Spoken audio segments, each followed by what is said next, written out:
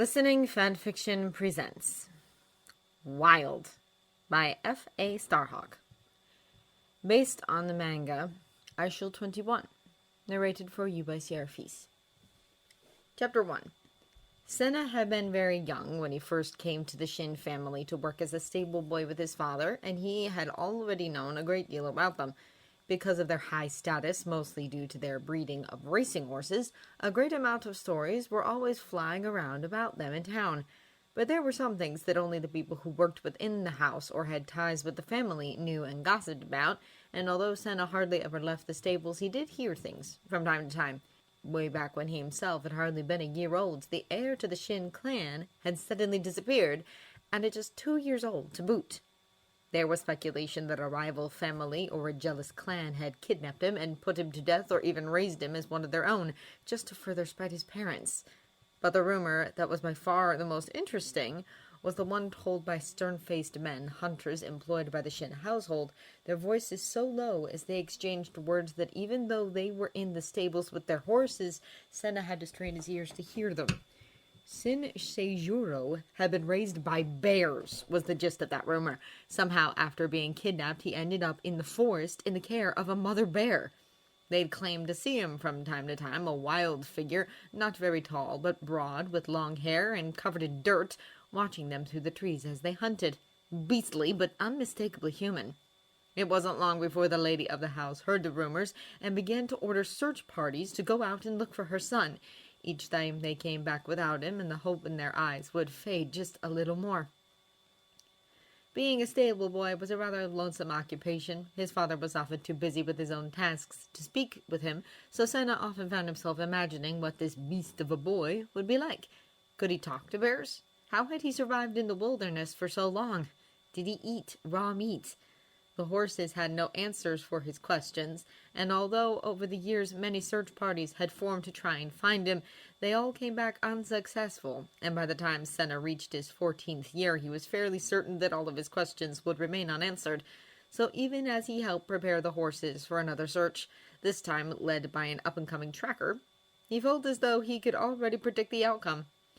The search party left early in the morning and came back late in the evening, just as the sun was about to set. By that time, only he and his father were the only ones left in the stable to tend to the horses, and although Sena could hear them celebrating as they went towards the house, he assumed that they had found something interesting, a clue to where Shin Seijuro's whereabouts might be, because not even Hiruma would be able to find him so fast. As the men began bringing in their horses, they talked excitedly amongst themselves. Too many voices at once made it impossible for Sena to make anything out, and it wasn't like they'd answer if he asked them anything. He was just a stable boy after all. But still, that must have been some clue they found.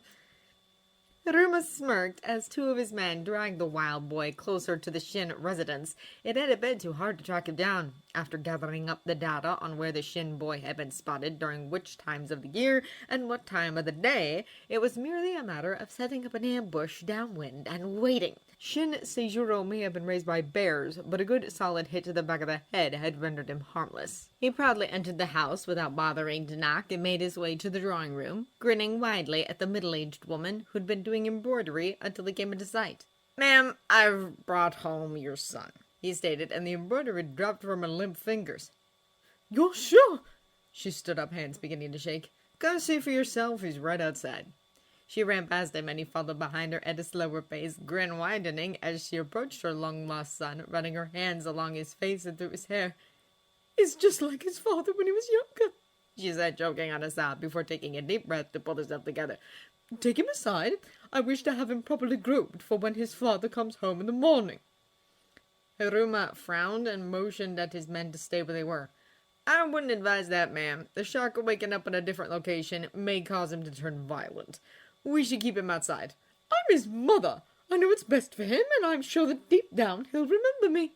She motioned the two men carrying the unconscious boy inside and Hiruma's side. Women always have to have their way, don't they? I better stick around for when the inevitable happens. The boy had stayed unconscious long enough to be given several warm baths to completely rid him of the years of grime and dirt that had stuck against his flesh. His mother herself washed him the third time around, scrubbing him down with a bar of soap and a cloth until his skin was pink from the friction and the smell of soap had infused itself onto him. She pulled him out of the bath with some help and dried him off with a large towel before wrapping another dry one around his waist and having him sat down in a chair in her husband's study. Then she took out a pair of scissors and began to snip away at his long locks, a dreamy expression flickering over her face as she ran a hand through his now short, clean hair, and she leaned over to press a kiss to his forehead. "Welcome home, Seijuro," she said just as his eyelids began to flutter open. Whatever his mother had expected him to do upon seeing her was certainly not what she got. He tore away from the chair and her embrace and growled darkly before lunging towards a pair of men who had been edging closer to him to restrain him, and with a mighty slap of his hand, both of them tumbled to the ground. More people rushed into the room at the sound of the commotion, and Shin ripped past them, tumbled down the stairs, and broke the front door off of its hinges on the way out, the towel that had been wrapped around his waist coming undone as he ran. Hiruma heard the noise, but made no move to stop what he knew was going on. He'd only moved from his seat when the lady of the house asked him to, preferably with her eyes glued to the floor and her cheeks a rosy red, admittance enough that she had been wrong. Until then, he'd sit in the kitchen, smirking, as the sounds of chaos surrounded him. It wasn't long before she arrived, just as he pictured she would, eyes downcast and cheeks flaming. "Please go out and find him. He may have made it halfway to the forest by now." "No, he's still on the ground," Hiruma replied as he calmly stood up, and her eyes finally snapped out of his figure. "How do you know?"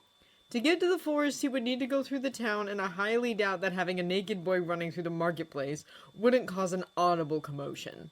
He strutted past the lady of the house on his way to the broken door. "Don't worry, I'll have your boy back before your husband gets home." When Sena first heard a hurried shuffle of someone entering the stable, he had assumed it was his father coming back from preparing the studs for the night in their separate pens, and didn't turn away from his task of brushing down the last mare before her rest. But when a low growl reached his ears, he pulled himself away from the task to look over to where the sound had come from.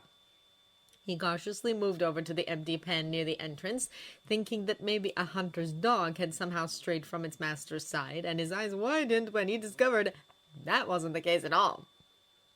The boy in front of him backed himself into a corner and snarled, the muscles in his legs clenching as though he would spring forward any second, even though he was obviously favoring his left leg. Sena had dealt with frightened mares before, but while nervous mares might kick, they certainly wouldn't tear him apart. But this wild boy was nervous and wounded, a combination that Sena knew could turn out to be quite disastrous on his part. He immediately lowered himself to the ground on his hands and knees, hoping that his lower stature would make him seem less of a threat. He avoided looking into the older boy's eyes or baring his teeth in case he took it as a challenge. Then he began speaking in a slow whisper that would help calm a frightened horse down. He just hoped it would work in this situation. He must have been whispering nonsense and an occasional "please don't hurt me" for several minutes before he heard another shuffle. The boy was moving forward. His hushed whispers became a little faster, and he desperately wondered where the group who had brought the boy who he was assuming was Shin Seijuro had gone. When he heard him shuffle forward again, he lifted his eyes up only to turn them away twice as fast.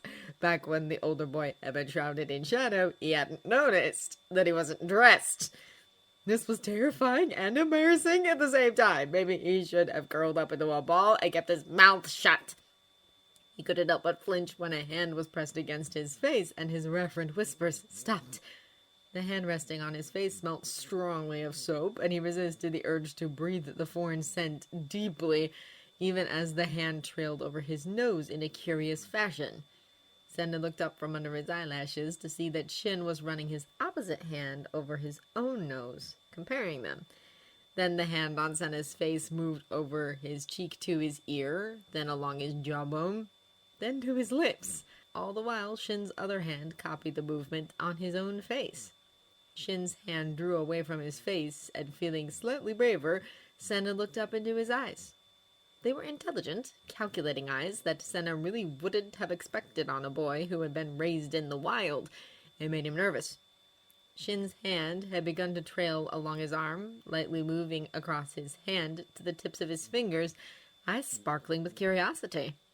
Sena slowly lifted his hand and held it out for Shin to examine closer. Instead, the boy pressed his own against it, as if to compare once again. Then he threaded their fingers together, doing the same with their other hands, and leaned forward so that their foreheads were touching. Sena held his breath and tried to calm himself down.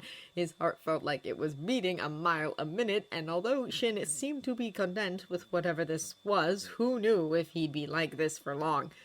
From outside the stable, Hiruma watched just as he had been ever since Shin had begun to curiously move forward. The boy had calmed down considerably because of the stable boy, and it would be very unwise for them to barge in and separate them. This time he would make sure his opinion was taken more seriously. The lady of the house had objections, of course, as did the stable boy's father. It was already cold and dark out, and who knew what could happen? But both had agreed to Hiruma's terms in order to ensure the safety of both of their sons. No one wanted the Shin boy to go on the rampage again. "We'll wait until they're asleep, which shouldn't be too much longer. Then we'll bring them away from the stable. But it seems like his son is the only thing that's keeping your son calm. So I suggest that wherever you end up laying him down to rest, the other boy should not be far off. Are you both all right with that?" he asked, although he honestly didn't care about their opinions very much, just as long as his advice was followed this time around. The two parents nodded. "Good, now it's just a waiting game. Don't let anyone else near the stable. Who knows what will happen if Shin Jr. hears someone approach and decides they're trespassing on his territory." Back in the stable, Sena was beginning to feel faint from the strong smell of soap that was emanating from the boy directly in front of him. It hadn't been so bad when it was only the hand, but he wasn't used to the flowery smell he was completely surrounded by, and he was afraid that if he so much as parted his lips to breathe through his mouth, Shin would notice and something bad would happen. He clenched his eyes shut and tried to tell himself that this was all just a very strange dream. It was really late now, and Sena couldn't help but wonder where on earth his father, or anyone, for that matter, was. Surely they hadn't abandoned him as if he were some sort of sacrifice? A strange wind blew in, and he shivered, unable to help it. Shin pulled away with a frown before shuffling backwards, further into the pen, where the wind wouldn't be able to reach them. Sena really felt as though he had no other choice but to follow, so follow he did. After being pulled snugly into the corner, Shin had once again begun an exploration of sorts, his fingers trailing along the seams of Sena's shirt and fingering the buttons. Figuring that for now, Shin wasn't dangerous and in need of something to do to pass the time, Sena once again began to whisper about small things. "This is a stable. That's a button." And the like, not bothering to tense up when Shin leaned in closer to hear better. But he did tense up when once again the boy's fingers began trailing across his lips as he spoke, and he turned to look at Shin, who was moving his mouth to mirror the movements of Sena's own. "Do you want to talk?" he asked slowly, trying to ignore the way Shin's fingers kept running over his lips curiously.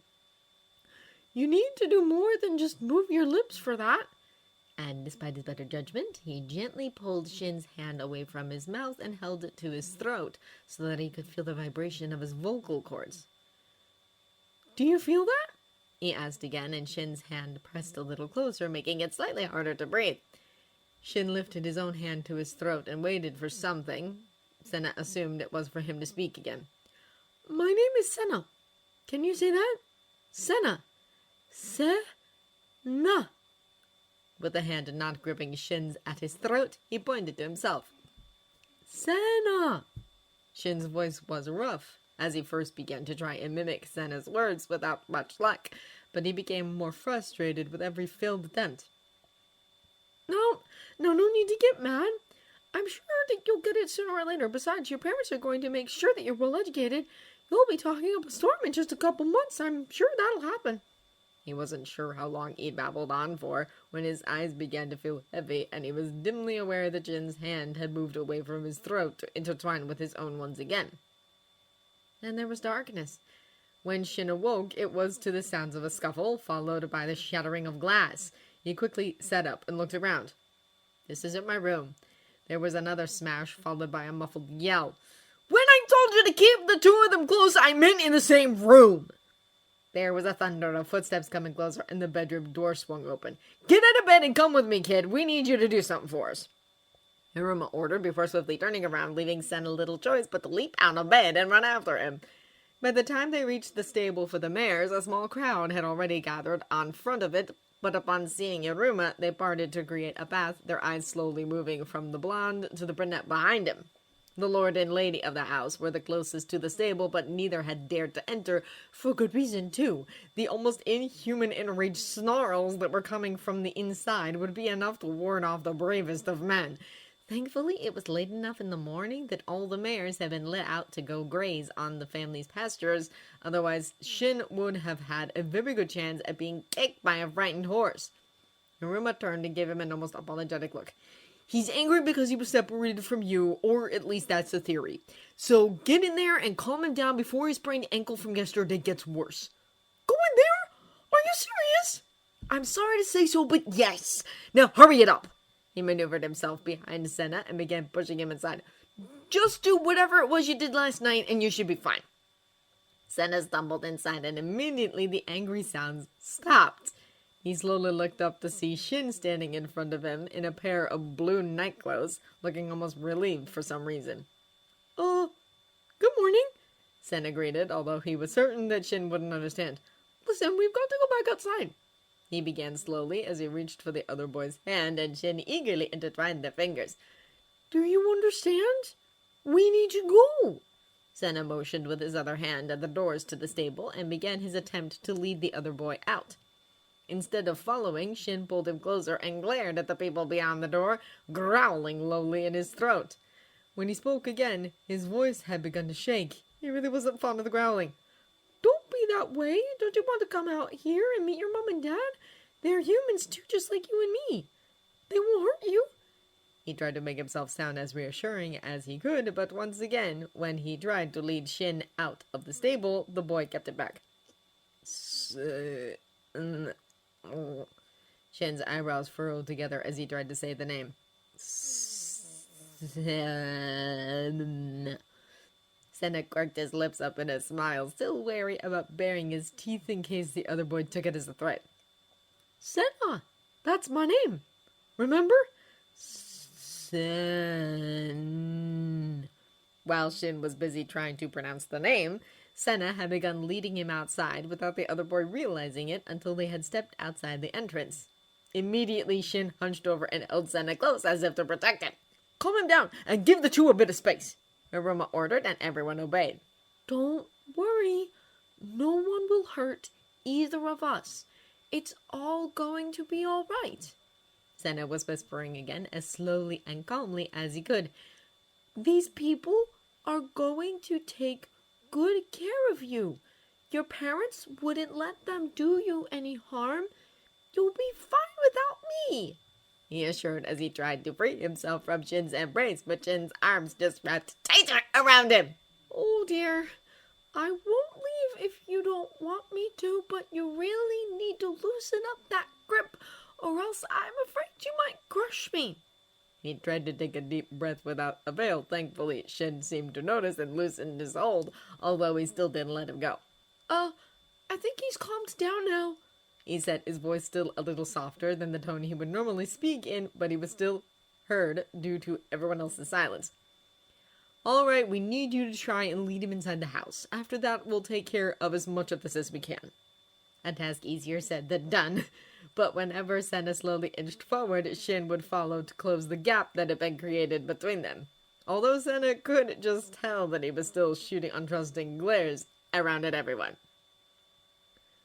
I wonder how much they'll be able to take care of without me around, he thought when they finally entered the house, Shin tensing up even more than normal, and Sena tried to comfortingly run a hand along one of the arms that was wrapped around his upper torso. It'll all be okay. You'll see. The first part of the day was a blur of medical checkups, and on Hiruma's orders, Shin and Sena were to never be separated during any of the processes.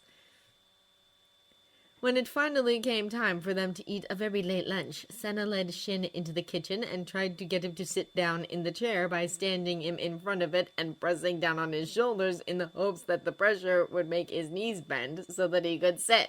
Shin just stared at him curiously before moving his own hands onto Sena's shoulders and pushing him down. Shin's attempt was much more effective than Sena's. Maybe if I tried to show him it would work better? Sena sat down into a chair and looked up at Shin expectantly before moving towards him and once again pushing down on his shoulders. This time Shin did sit, although he looked rather uncomfortable about the position. "Don't worry, you'll get used to this soon," Sena assured him, and Shin had just begun moving his hand, probably to curiously map his lips or vocal cords again, when his mother came into the room with 2 bowls of soup. "I'll take it from you, dear," she informed Sena as she handed him a bowl of soup before sitting herself right across from her son and attempting to spoon-feed him the broth. Shin refused to open his mouth. Sena ate his own soup slowly, taking notice of the way Shin's eyes flickered over in his direction as if to constantly reassure himself that Sena was there. I don't really understand why he's so focused on me. He should realize by now that everyone is the same as him, shouldn't he? After watching another failed attempt to get the older boy to eat, he stepped forward. "Ma'am, would you mind if I tried?" he asked meekly, and she turned to him, eyes laden with unshed tears. "I suppose you wouldn't mind if it were you," she muttered sadly before standing up and leaving the room. Sena sat down in the chair she had occupied uncomfortably. "You really should be nicer to your mother, you know." He set his own bowl of soup aside and took Shin's. Shin frowned a little. "Nah." The brunette couldn't help a smile. "Very good, but now it's time to eat." He held out the spoon, which Shin stared at suspiciously. "Not having much luck, eh?" Sena started at the voice, and Shin glared darkly at the blonde who had appeared behind the brunette. "Oh, sir. I guess not really." Sena nervously sputtered, and the tracker loomed over him. "And why do you suppose that is?" he asked, and Sena shrugged. "Come on, I'm sure you could think of something." "Well, he must be able to smell that it's food. He saw me eating mine, but maybe he's suspicious about what's in his?" "Good. What else do you think might factor into this?" "Well, he's not used to utensils, and isn't really sure of what to do with them." Hiruma patted his head in a friendly manner, smirking a bit when Shin growled. "And what do you suppose you could do to prove to him that the contents of his bowl are okay, and get rid of the spoon so that he'll eat willingly?" "Well, he could just drink it from the bowl, couldn't he? And I could drink some first to show him it's all right." "We don't know if he'll be able to drink it properly. He might end up tipping the bowl too far back and get covered with hot soup. At times like these, it's easiest to just mimic birds." Sena blinked slowly, not entirely sure if he liked where this was headed. "What do you mean by that?" "Take a mouthful of soup and slot your lips over his so that it drains into his mouth." Sena went bright red, and Shin looked at him curiously. But it's not like you're kissing him. Go on and feed him. I'll make sure no one else comes in." Hiruma cackled as he left the kitchen, and Sena was left staring at Shin, who stared back silently. "All right, this is for the greater good, right? The greater good." Sena brought the bowl to his lips and took in a mouthful before moving over to where Shin was sitting. "I just hope this works and he doesn't kill me for it."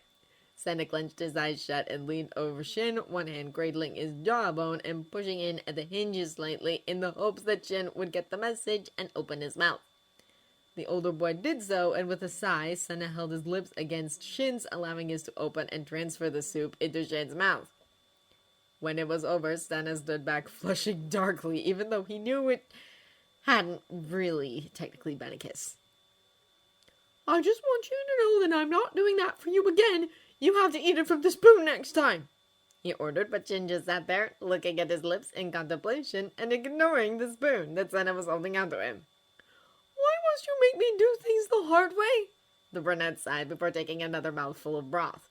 This was going to take a while. When they were finally finished lunch, Sena wasn't able to help but think that Shin had enjoyed it a little more than what was natural.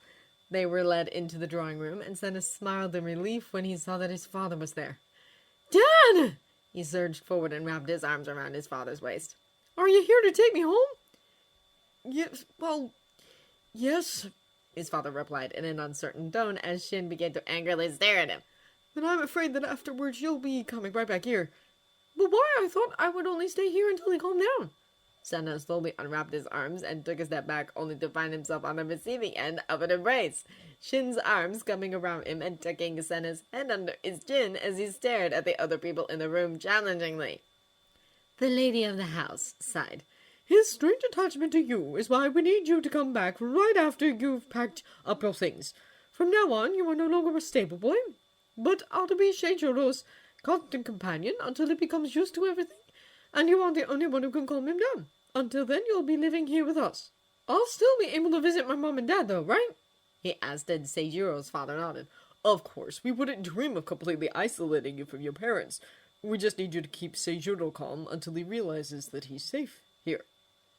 Seijuro's mother stepped forward, and in response, he tightened his grip around Sena, growling lowly in his throat when she reached forward to pry them apart. She looked at Sena, and her eyes flickered with jealousy for one terrifying moment before it was gone. If you wouldn't mind detaching yourself from my son, the sooner you leave, the sooner you can get back here. Okay.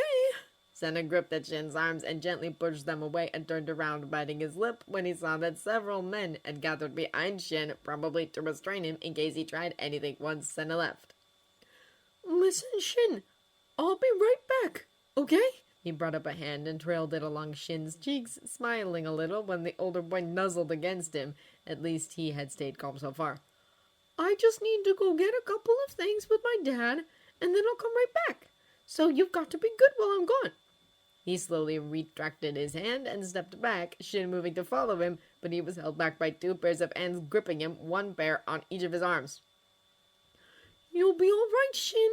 No one is going to hurt you.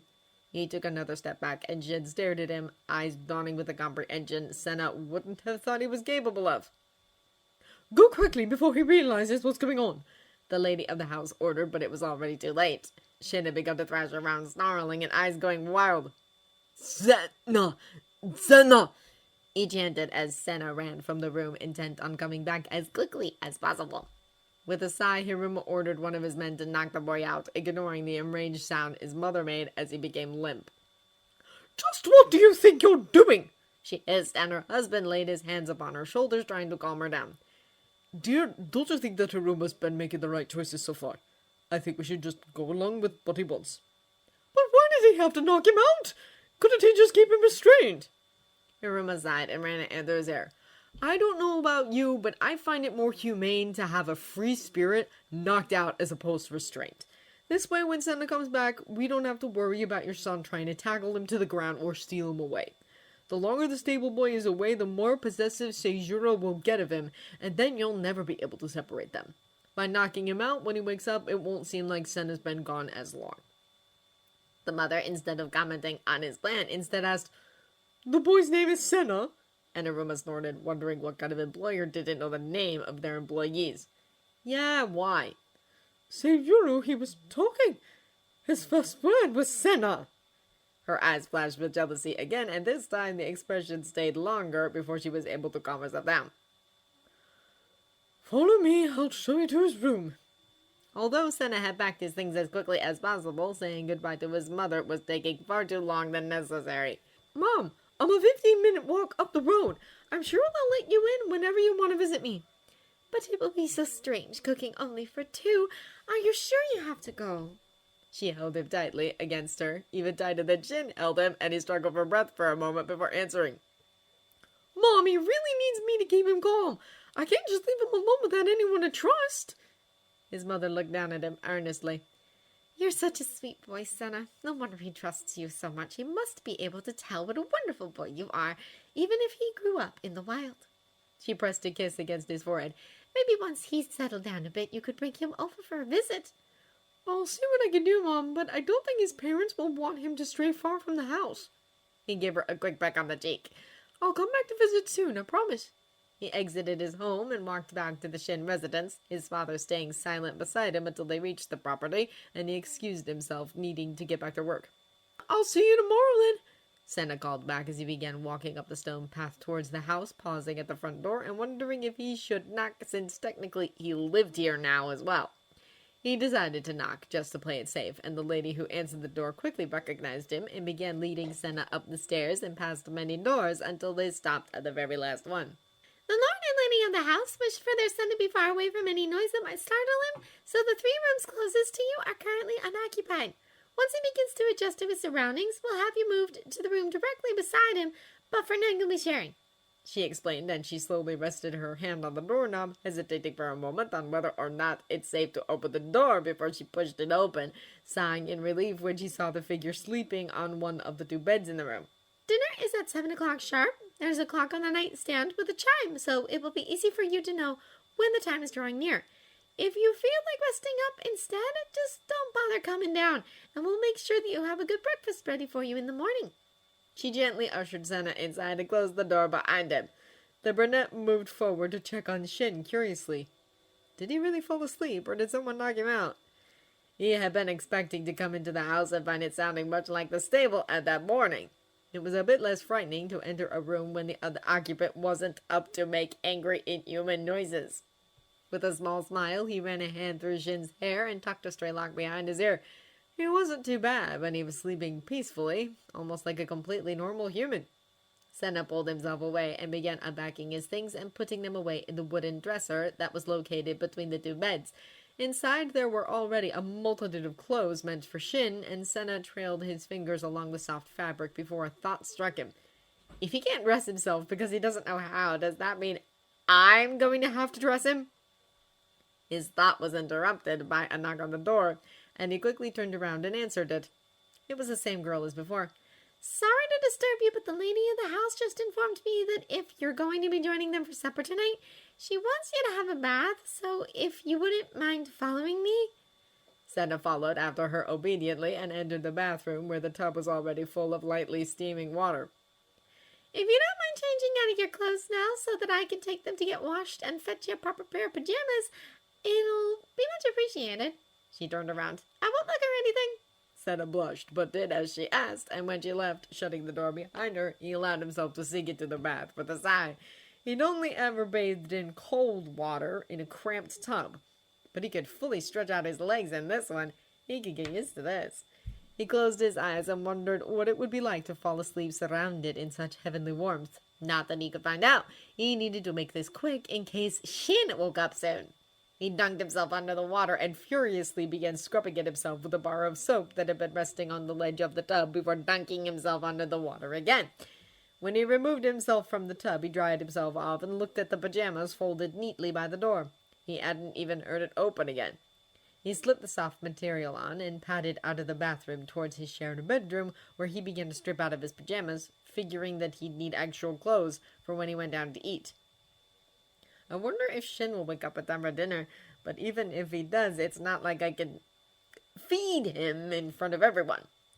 He had just slipped on a pair of pants when Shin awoke with a start behind him. "Sena!" He scrambled out of the bed and lunged toward the brunette, wrapping his arms around him securely as they both fell onto Sena's bed. "Yes, that would be me," Sena somehow managed to say calmly, even as Shin gripped him in a bear hug of nearly the truest sense. "I'm happy that you were excited to see me, but you have to let go." He tried to worm his way out of the older boy's grip, but instead of loosening his arms, he moved so that his legs were unwrapped around the boy as well. Sena was securely trapped, much to Shin's obvious delight. "Sena." He nuzzled his nose into the brunette's hair and drifted off to sleep, leaving Sena in quite a predicament. He was hungry and fairly uncomfortable with nowhere to break free and have some supper. "Well, at least he's warm." Sena snuggled a bit closer to him, solely for the purpose of stealing some of Shin's body heat. "This makes 2 nights that I've fallen asleep with a boy right next to me. I wonder how many more times I'm going to have to go through this."